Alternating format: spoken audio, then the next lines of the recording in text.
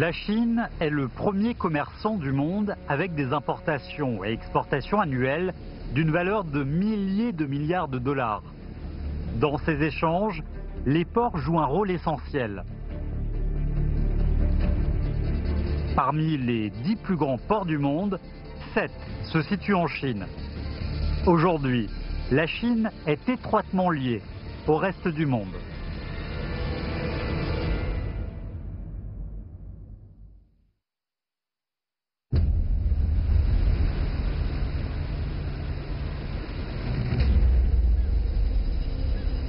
Le 13 juillet 2016, au lieu d'ancrage à 30 000 marins du port de Shanghai, le porte-conteneur Leverkusen Express attend depuis déjà un moment.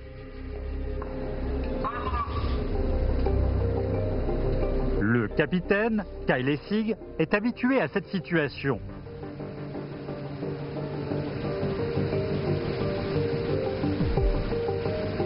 Après l'accostage, 3 milliers de conteneurs avec des marchandises dont la valeur représente des millions de dollars seront déchargés du navire qui sera ensuite rechargé du même nombre de conteneurs. Tout ce processus doit être achevé en moins de 24 heures. Leverkusen Express After Station Brüssel.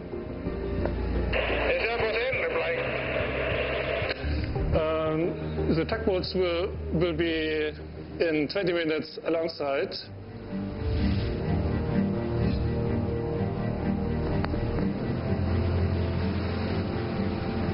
Le pilote chinois du port de Shanghai est enfin monté sur le navire du capitaine Lessig.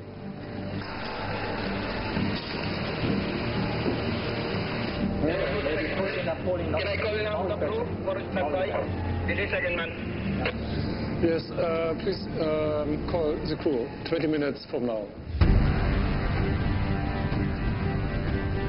Voici le port de Yangshan, le port le plus occupé du monde. Environ 45 000 conteneurs sont transférés ici tous les jours.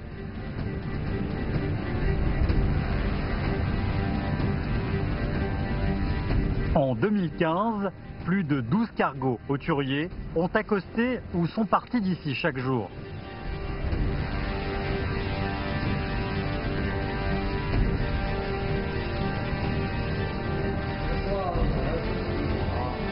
Le Leverkusen Express doit attendre son temps.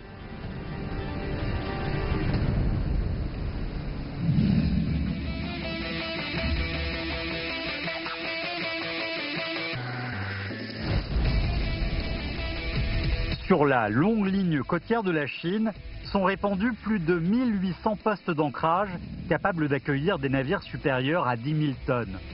Parmi ces postes, un sixième sont capables d'accueillir des navires supérieurs à 100 000 tonnes. Cette chaîne de ports nord-sud relie la Chine, la deuxième plus grande entité économique du monde, et le reste de la planète.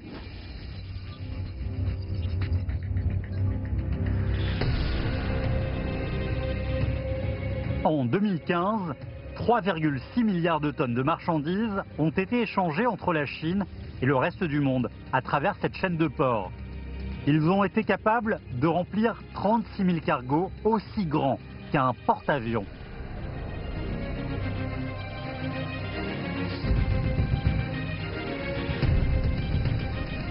En 2015, 7 des 10 plus grands ports du monde en termes de manutention de conteneurs étaient situés sur cette ligne. Parmi eux, le port de Shanghai occupe la première place mondiale depuis 6 ans consécutifs. Mais la Chine a encore de plus grandes ambitions.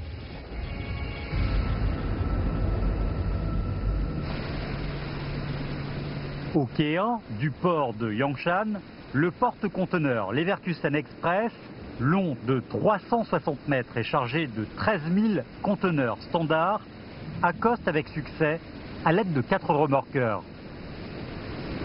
Waiting for the alongside the stainless screen for now. First stand by only heavy line, alongside the stainless line. Avant son entrée au port, le personnel du quai a déjà tout préparé.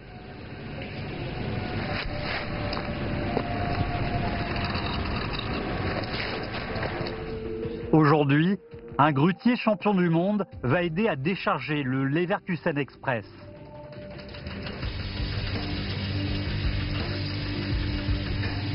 Trois groupes de personnes travaillent ensemble après l'accostage du navire.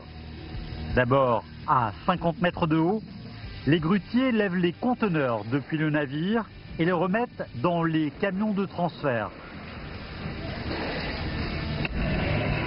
Ensuite, ces camions transportent ces conteneurs au terrain de stockage. Enfin, les grutiers au terrain mettent ces conteneurs dans une position spéciale. Les grutiers de portique assument le travail le plus difficile.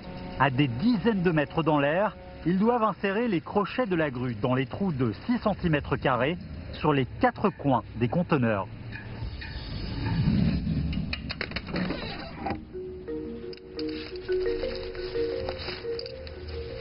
Aujourd'hui, Zhang Yan va aider à décharger le Leverkusen Express. Son travail semble assez simple. Il s'agit de sortir ou de mettre les conteneurs dans les cales du navire.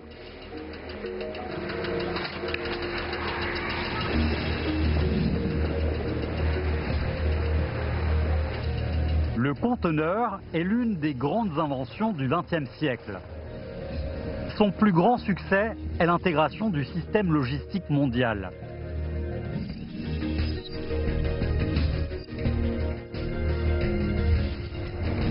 La normalisation du format de ces récipients, qui comportent des dizaines de tonnes de marchandises, intègre les navires, les ports, les voies d'eau, les routes, les ponts et les tunnels dans le même système logistique. Les conteneurs constituent la pierre angulaire de la logistique moderne.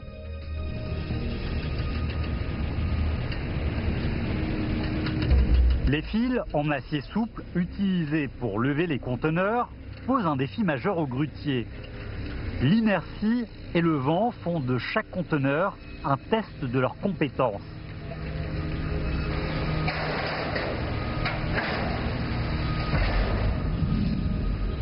Mais ce n'est que la technique de base d'un grutier.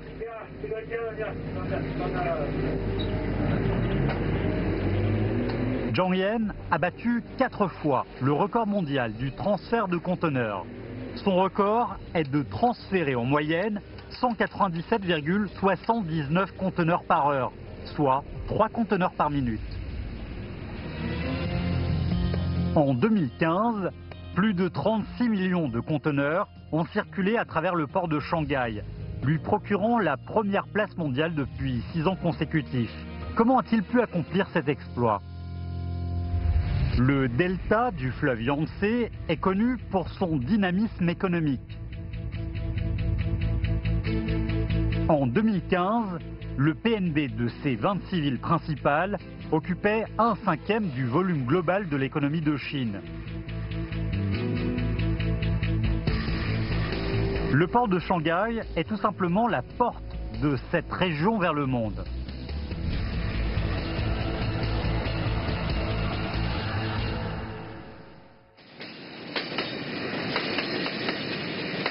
En Chine du Nord, il y a un chemin de fer de direction est-ouest, réservé aux trains dont la charge dépasse 20 000 tonnes.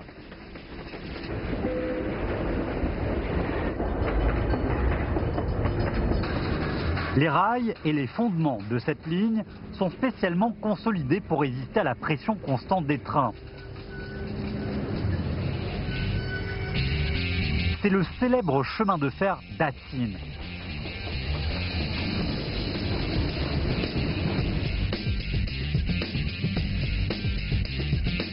Il relie le plus grand port de charbon du monde, celui de Qinhuangda, à la province du Shanxi, qui produit un quart du charbon chinois.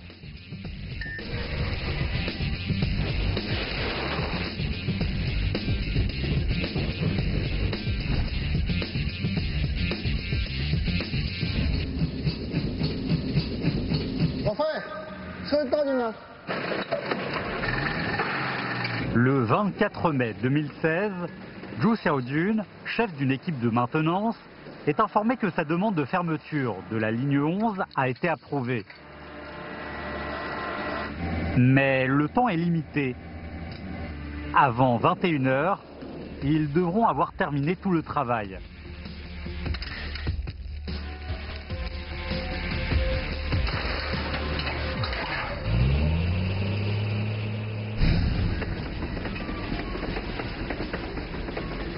Après leur arrivée à Qinhuangda, les trains vont passer par un atelier spécial.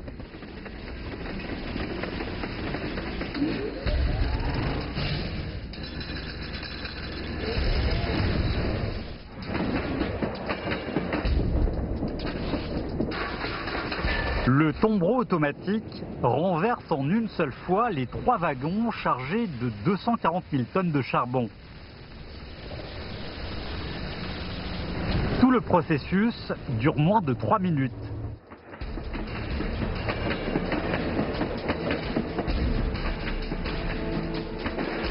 Le charbon sera transporté rapidement au port sur la bande transporteuse, longue de plusieurs kilomètres.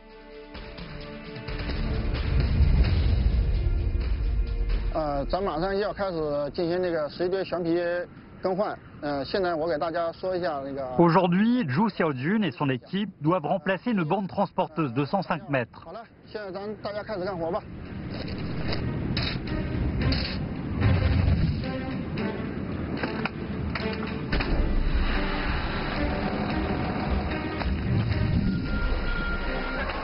C'est la bande la plus courte de tout le système transporteur, mais pour la remplacer, il faut éteindre tout le système qui devra être remis en fonction à 21 h.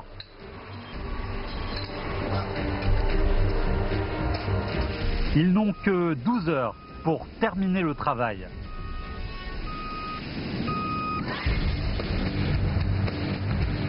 La bande est large de 2 mètres et épaisse de 2 cm.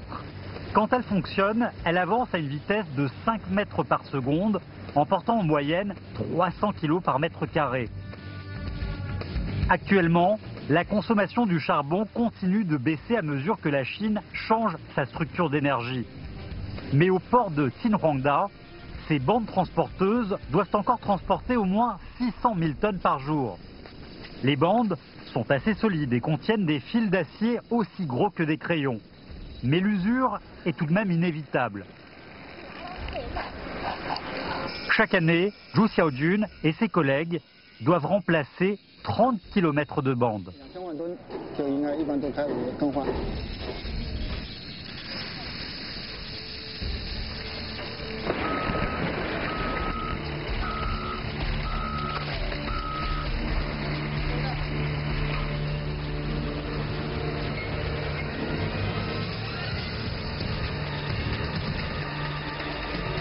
旧皮带全都添下去以后，咱们新皮带再从那个头部漏斗利用吊车给它反牵回来，然后反牵到这个位置。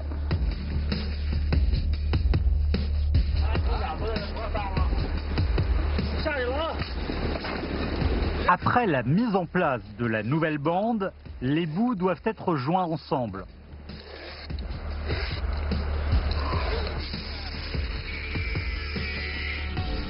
C'est un travail important, car la qualité de la finition influence directement la durée de vie de la nouvelle bande transporteuse.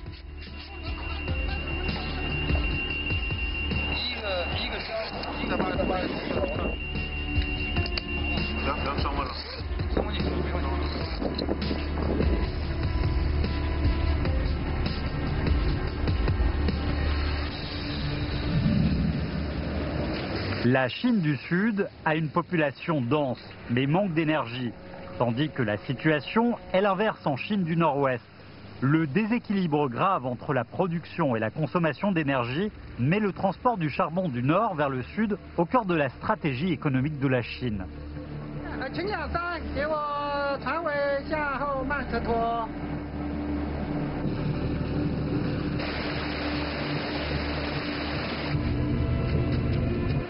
Aujourd'hui, le transfert du charbon est contrôlé par un système de transport en vrac sec hautement automatisé. Ce système transporte sans arrêt de l'énergie vers le sud de la Chine.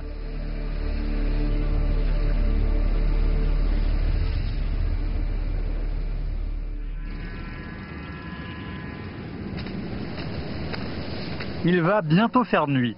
Sur le toit de la salle de contrôle, Chen Yue et son équipe vont faire un test de drone.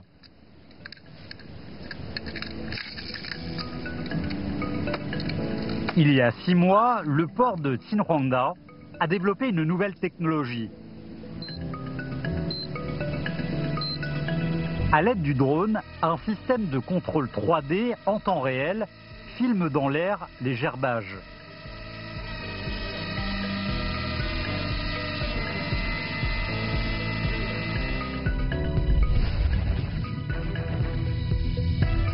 Les images transmises peuvent former tout de suite des modèles 3D, permettant ainsi de surveiller l'état du travail au terrain de stockage.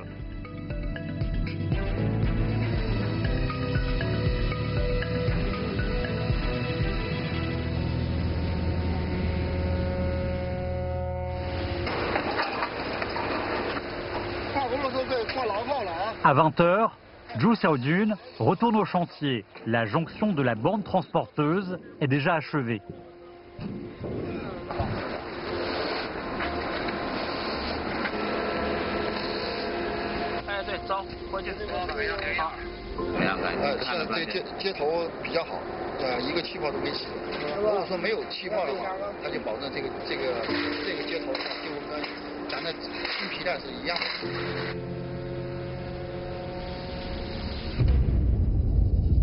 À 430 km au sud du port de Charbon, voici l'un des meilleurs ports naturels sur Terre, le port de Qingdao.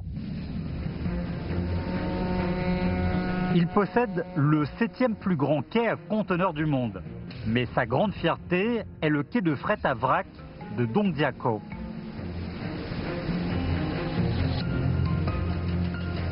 Ces quais gigantesques peuvent accueillir rapidement les matières premières et l'énergie venue du monde entier qui sont indispensables pour la haute croissance économique de la Chine.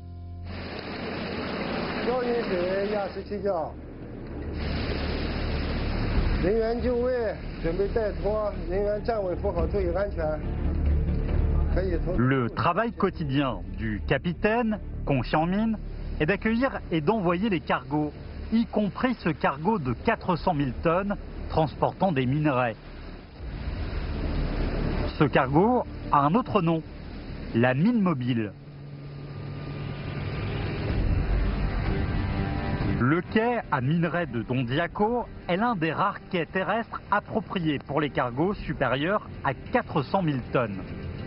En 2015, parmi les 11 cargos de ce genre qui sont arrivés en Chine, 9 ont accosté ici. La même année, plus de 30 millions de tonnes de minerais de fer ont été transportés en Chine à travers le quai de Dongdiakou.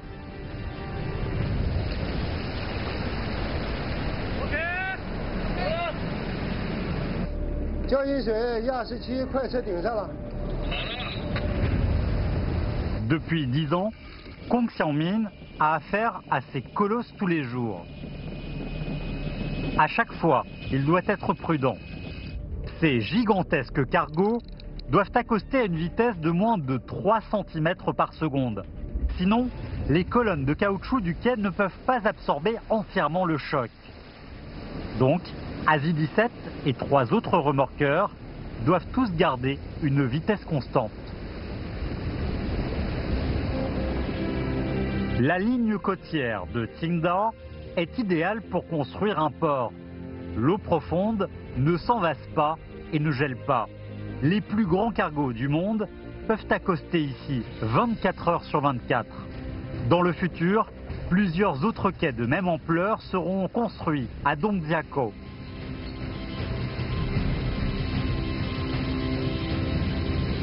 L'aciérie de Qingdao a été délocalisée à moins de 10 km du port.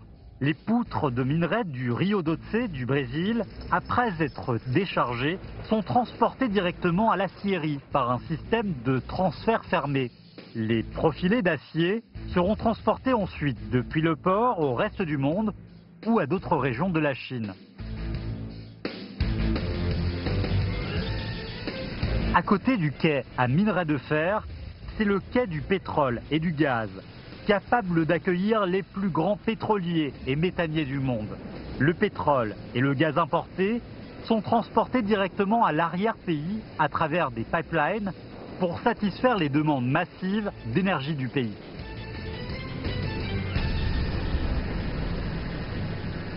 Le 28 mars 2016, à Rechangzhou, en aval du fleuve Yangtze, Jiang Lizhi, ingénieur en chef du projet d'aménagement de la voie fluviale de Rechangzhou, a reçu une information urgente.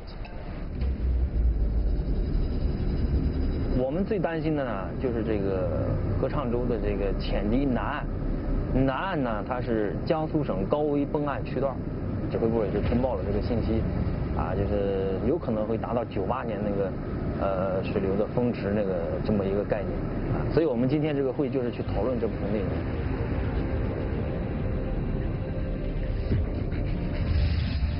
Poussée par les demandes, la Chine a fait de grands progrès dans la construction des ports, la fabrication des machines portuaires et la régulation des voies navigables, devenant ainsi le leader mondial dans ces domaines. Pour renforcer le lien économique entre l'arrière-pays de la Chine et le reste du monde, ils vont rénover le plus grand fleuve du pays. Le fleuve Yangtze, long de 6000 km, est le troisième plus grand fleuve du monde. Son bassin couvre 1/5 du territoire national. La Chine veut profiter du fleuve Yangtze pour construire un canal logistique à faible coût.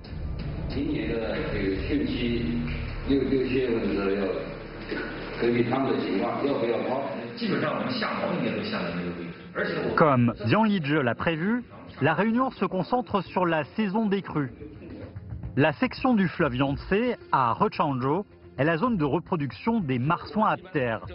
Pour protéger cette espèce menacée d'extinction, les travaux sont strictement interdits durant la moitié de l'année. Jiang Lizhi aurait pu terminer son travail en avance, mais le commandement lui a demandé de renforcer la digue contre les inondations imprévues. Par ailleurs, les restrictions sur les travaux restent les mêmes. Le nouveau projet chinois consiste à construire une voie navigable profonde de 12,5 mètres. Elle permettra aux cargos de 50 000 tonnes de naviguer en amont jusqu'à 400 km de l'estuaire du fleuve Yangtze. Le procédé normal de l'aménagement est de désenvaser le lit du fleuve. Mais aujourd'hui, c'est différent. À Rechangzhou, le fleuve Yangtze est divisé en deux. Comme l'eau coule moins vite, la boue et le sable s'évasent facilement. Jiang Lizhi doit construire 2 digues à 40 mètres sous la voie fluviale du nord pour transférer l'eau vers la voie fluviale du sud. Cela empêchera la voie navigable principale de la région de s'évaser.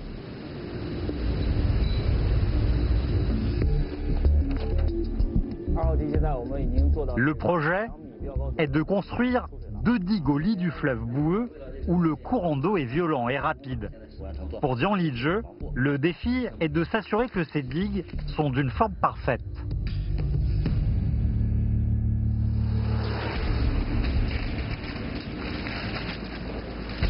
Ce soir, on continue de poser des sacs de sable. Au bout de 6 mois de travaux, des centaines de sacs de sable gigantesques larges de 25 mètres de long, de 60 à 128 mètres, ont déjà été mis en place sur le lit du fleuve.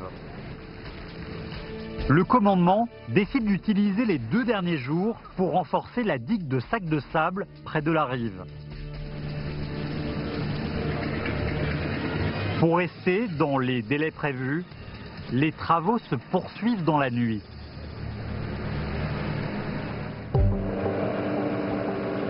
Le lendemain matin, des sacs de sable supplémentaires sont mis en place.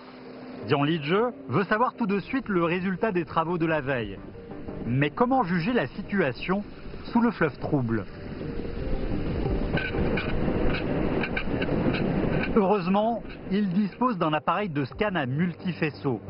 Par une fréquence de 200 000 à 400 000 fois par seconde, cet appareil émet 1024 ondes sonores vers le fond du fleuve. Les ondes sonores réfléchies créent une topographie claire du lit du fleuve.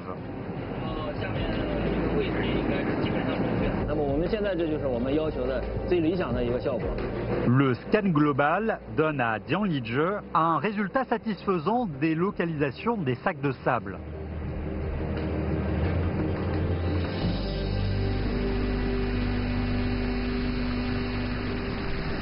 En remontant le fleuve Yangtze, on arrive dans l'arrière-pays chinois. Par rapport au littoral, cette région est moins développée.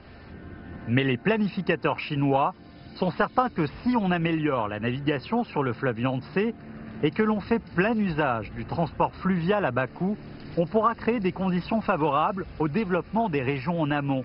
Ainsi, des projets de rénovation sont envisagés au milieu et en amont du fleuve.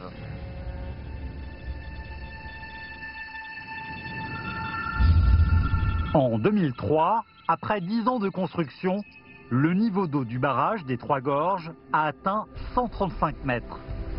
139 hauts fonds dangereux furent immergés, ce qui améliora grandement la navigation sur les 660 km de voies fluviales. Le barrage procure une excellente voie navigable à son aval, mais il est de 113 mètres de haut. Les oiseaux peuvent le survoler. Mais pour les navires, que faire? Les ingénieurs chinois ont trouvé deux solutions.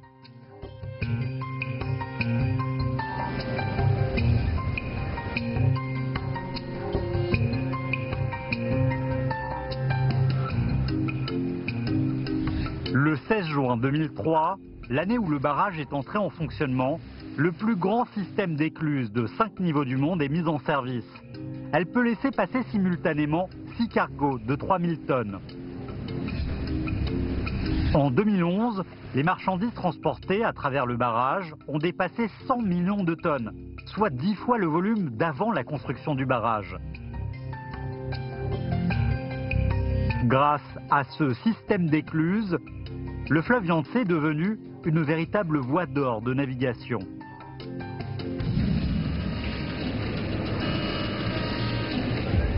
Aujourd'hui, un autre passage pour les navires sera aussi mis en service. C'est un équipement ayant créé plusieurs records du monde, l'ascenseur géant à bateau. 好，现在站的这个位置就是上下升船机的沉船箱结构。升船机的主要